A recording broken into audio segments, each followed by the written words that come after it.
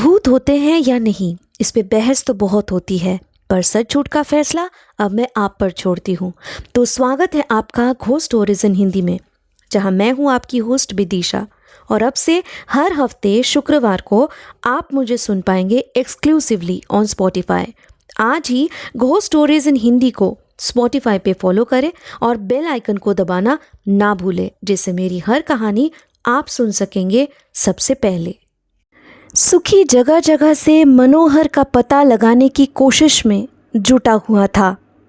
सुबह के 11 बज चुके थे और अब तक मनोहर का कोई अता पता नहीं था, मानो कि उसका अस्तित्व ही मिट चुका था। पुलिस कंप्लेन भी करना मुमकिन नहीं था, क्योंकि 24 घंटे से पहले वो भी हाथ पे हाथ धरे बैठे ही रहेंगे। पारो के साथ फिलहाल माधवी को बिठाकर आया था सुखी। माधवी ने शुरू से ही पारो का ख्याल रखा था। घर गृहस्थी और काम काज संभालना भी उसी ने एक सगी बहन की तरह समझाया है पारो को।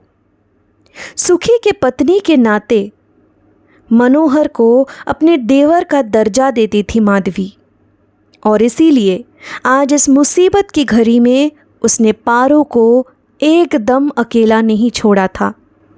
माधवी के सुझाव पर ही सुखी अब मनोहर को खुद ढूंढने निकल चुका था। मालिक से कहकर कोई फ़ायदा नहीं हुआ, उनको बस अपने ट्रक और सामान की पड़ी थी। गुस्से में आग बबूला होकर इसलिए उनके मुंह पर 4 बातें भी सुनाकर आ चुका था सुखी।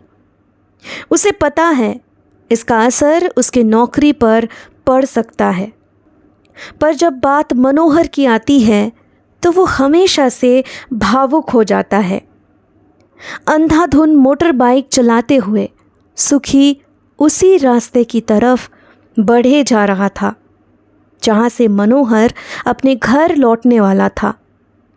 करीबन 2-2.5 घंटे बाद उसे एक जगह पे जाकर रास्ते की दूसरी तरफ कुछ ऐसा दिखा जिससे उसके मन में उम्मीद की किरण जाग उठी।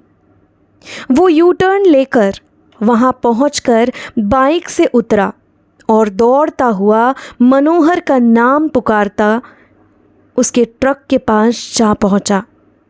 पर ताज्जुब की बात ये थी कि उस ट्रक के ड्राइवर सीट पे या कहीं भी आसपास किसी का नामो निशान भी नज़र नहीं आ रहा था। ट्रक की चाबी शायद मनोहर साथ ही ले गया था। एक बार फिर से सुखी ने मोबाइल निकालकर मनोहर के नंबर पे कॉल लगाया, पर अब भी हर बार की तरह वो नेटवर्क सीमा से बाहर बताया जा रहा था। आखिरकार सुखी ने आसपास से जानकारी लेने की तरकीब सोची। थोड़ी ही दूरी पर एक चाय वाला नज़र आ गया उसे, तो उसने उस दुकानदार से जाकर कहा, भैया जी, यहाँ जो ट्रक खड़ी है उसके ड्राइवर को आपने कहीं देखा है क्या? कल रात से हम सब घर वाले बहुत परेशान हैं। अगर आप उनके बारे में कुछ भी बता सके तो आपके आभार रहेंगे। वो चाय दुकानदार सर खुजाते हुए बोला, ये ट्रक तो सुबह से यहीं पे खड़ी है, पर इनमें से कोई ड्राइवर को उतरते हुए नहीं देखा। यहाँ पे वो होते तो मेरे दुकान पे ही आते, क्योंकि इधर उधर तो कोई और रुकने वाला है नहीं, रुकने की जगह ही तो नहीं है। सुखी को इस बात पर पारो की कुछ बातें याद आई और उसने उसी बात को दोहराते हुए पूछा, ज़रा याद करके देखिए, यहाँ कोई ढाबा या होटल है क्या? हो सकता है कि वो वहीं गया हो भाई। ढाबा या होटल? जी वो तो नहीं मालूम, मैं तो यहाँ बस पिछले हफ्ते से ठेला लेकर आया जाया करता हूँ, शाम होते ही लौट जाता हूँ। अभी भी बस थोड़ी देर में निकलने वाला हूँ मैं। आप एक काम करिए, यहाँ पुलिस को लेकर आइए, वरना शायद उनको ढूंढ पाना मुश्किल है। चोरी डकैती का मामला हुआ तो लेने के देने पड़ जाएंगे। सुखी का दिल बैठा जा रहा था। उसने फ़ोन पे पुलिस स्टेशन में कॉल करके सारा किस्सा सुनाया। पुलिस का कहना हुआ कि वो अब देर रात ही वहाँ मौकाए वारदात पे पहुँच पाएंगे, क्योंकि किसी वजह से उनका तुरंत आना मुश्किल है। तब तक उन्होंने सुखी को वहीं पे इंतज़ार करने का सलाह दे दिया। चाय बिस्किट खाकर थोड़ी देर तक उसी दुकानदार के साथ बैठा हुआ था सुखी, लेकिन उसके चले जाते ही वापस से कई तरह के चिंता ने उसके दिमाग को घेर लिया था। क्या मनोहर को किसी बात की परेशानी सता रही थी? त्वारों को लेकर कोई बात थी क्या? पैसे की दिक्कत भी हो सकती है। जो भी था, उसने मुझसे ये बातें क्यों छुपा कर रखी थी? अगर इसी वजह से यूं गुमशुदा हुआ है तो जब कभी वो वापस आएगा तो उसको अब की बार में बहुत... अरे, वो रोशनी कैसी? कुछ चहल पहल की आवाज़ें भी आ रही है वहाँ से, पर वहाँ से आते हुए दोपहर को तो मुझे कुछ नज़र नहीं आया था। चलकर देखना पड़ेगा। सुखी रास्ते को ध्यान से पार करता हुआ उसी रोशनी का पीछा करता है। आगे बढ़कर जब वो अंत तक वहाँ पहुँचा तो उसके दिलो दिमाग ने मानो काम ही करना बंद कर दिया।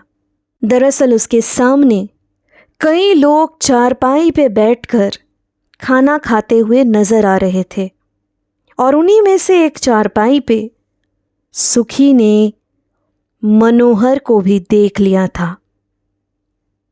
मनोहर यहाँ पे क्या कर रहा है? कहीं मैं सपना तो नहीं देख रहा हूं? अपनी आंखों को मलते हुए दोबारा से उस ओर देखने पर सुखी इस बार समझ चुका था कि वो कोई वहम या सपने का शिकार नहीं हुआ है। वाकई में उस जगह पे मनोहर बैठा हुआ अपने खाने का लुफ्त उठाए जा रहा था। उसे देखकर साफ पता चल रहा था कि उसे किसी भी बात की कोई परेशानी नहीं है। गुस्से से मुंह फुलाकर सुखी उसके सामने जा खड़ा हो गया और चिल्लाता हुआ बोला, मनोहर, तू यहाँ क्या कर रहा है? पता है पारो, माधवी और मैं कल रात से तुझे पागलों की तरह ढूंढे जा रहे हैं। तेरे लिए चिंता में डूबे हुए हैं हम लोग। तो और तू यहाँ पे मजे से खाना खा रहा है? घर पे एक बार बता भी तो सकता था कि तू यहाँ इस ढाबे पे रुका हुआ है। इधर देख, मैं तुझसे बात कर रहा हूं कमीने। मनोहर को इतनी खड़ी खोटी सुनाने के बावजूद वो ज्यों के त्यों अपना खाना खाए ही जा रहा था। सुखी इस बार उसके दोनों कंधों पे हाथ रख के उस पे बरस पड़ा। तू होश में है कि नहीं? मैं इतनी देर से तुझसे बात कर रहा हूं और तुझे जरा भी एहसास नहीं कि तूने क्या कांड किया है? कहाँ है तेरा फोन? बाबूजी, इनको खाने दीजिए। जब तक इनका भूख नहीं मिट जाता ये आपके किसी भी सवाल का जवाब नहीं दे पाएंगे। यहाँ का पकवान ही कुछ ऐसा है। आपको भी तो काफ़ी भूख लगी होगी, है ना? शाम से आपने कुछ भी नहीं खाया है। कहिए, आपकी खिदमत में क्या पेश करूं? उस लड़के के कहने पर सुखी थोड़ा शांत हो गया और फिर मनोहर के ठीक सामने बैठ गया भूखे पेट उससे आगे घर वापस भी नहीं जाया जाएगा। खाना खाकर वापसी में ही अब वो मनोहर की खबर लेगा। अभी सबके सामने यूं लड़ाई करना भी उसे ठीक नहीं लगा। बाकी कहा सुनी घर जाकर भी हो सकती है। वो थोड़ा संभल कर इस बार उस लड़के की तरफ देखता हुआ बोला, तुम्हारा नाम क्या है बच्चे, और यहाँ खाने में क्या मिलता है? आप बस फरमाइश कीजिए, बाकी हम संभाल लेंगे बाबूजी। हमारा नाम चेतन है, पर यहाँ पे जो भी आता है वो मुझे प्यार से छोटू बुलाता है। छोटू के कहने पर सुखी मुस्कुराता हुआ बोला, तो फिर ठीक है, मेरे लिए 5 रोटियां और दम आलू ही ले आओ। लस्सी भी लेते आना, बहुत प्यास लगी है। पर ज़्यादा देर मत लगाना छोटू, हम दोनों को काफ़ी लंबा सफ़र तय करना है। अपना सर हिलाकर छोटू ने कहा, चिंता मत करिए बाबूजी, मैं बस यूं गया और यूं आया। आप बस 10 तक गिनिए, मैं हाजिर हो जाऊंगा। सुखी के होठों पर उसकी नादानी भरी बातों से एक हल्की सी मुस्कुराहट आ गई। मनोहर अब भी तसल्ली से अपने थाली से खाना खाए जा रहा था। सुखी शायद कुछ कहने का सोच रहा था कि तभी एक ख्याल आते ही उसकी बोलती बंद हो गई। सुखी हैरानी के साथ उसके थाली में रखे पराठों को देखने लगा। कम से कम 15 पराठे तो होंगे ही उसमें। इतना ज़्यादा खाना कहीं मनोहर की तबीयत न बिगाड़ दे। मनोहर, तू इतना मत खा, बाकी का खाना पैक कर ले, रास्ते में कभी भूख लगी तो खा लेना। फिलहाल इतना खाना एक साथ ठूसेगा तो। अरे रुक जा, अब मेरा कहा मान, तेरे भले के लिए बोल रहा हूँ। जब बार बार चेतावनी देने पर भी मनोहर नहीं रुका, तब सुखी ने उसका हाथ थामकर उसे रोकने के लिए अपना हाथ आगे बढ़ा दिया। पर तभी किसी ने पीछे से उसे आवाज़ लगाते हुए कहा, उनको खाने दो बाबू साहब, आप लस्सी पी लीजिए। अगर वो चाहे भी तो रुक नहीं सकते, यहाँ का खाना है ही इतना लजीज, आप भी उंगलियां चाटते रह जाओगे। बस 2 मिनट में छोटू आपका खाना परोस कर ले आएगा। लस्सी का ग्लास खाली करते ही छोटू ने आकर सुखी के सामने रोटियां और दम आलू से भरी हुई थाली रख दी। पहले ही निवाले से सुखी को मालूम पड़ गया कि यहाँ के रसोइये के हाथों में जादू है। वो जैसे ही रोटियां ख़त्म करता, उसकी भूख मानो दुगना बढ़ जाता। सुखी खाए ही जा रहा था। मनोहर की तरफ अब उसका ज़रा सा भी ध्यान नहीं जा रहा था। कितना वक्त गुजर चुका था ये जानने या समझने के होशो आवाज़ में दोनों में से कोई भी नहीं था। दूसरी ओर सुखी और मनोहर की गुमशुदगी की रिपोर्ट दर्ज कराते हुए पारो और माधवी को पुलिस स्टेशन से एक ऐसे राज का पता चलता है जिस पे भरोसा करना नामुमकिन सा था। पुलिस स्टेशन से निकलते हुए पारो और माधवी को रोते बिलखते हुए देख एक बूढ़े हवलदार को उन पे दया आ गई थी। उन्होंने ही उन दोनों को बेंच पे बिठाकर वो अजीब सा किस्सा सुनाना शुरू किया। देखो बच्चों, तुम दोनों यूं रोने पर भी अब तुम्हारे पति कभी वापस नहीं आ पाएंगे। शायद मेरी बातें तुम्हें कड़वी लगे, पर सच्चाई को जितनी जल्दी स्वीकार कर लो उतना ही भला। ऐसे गुमशुदगी के लाखों रिपोर्ट इस पुलिस स्टेशन में कई सालों से दफन है। वो पुलिस ऑफिसर ये सब कभी नहीं बताते, पर मुझे यहाँ काम करते हुए काफ़ी साल हो गए हैं। कहानी कुछ 12-14 साल पहले की है।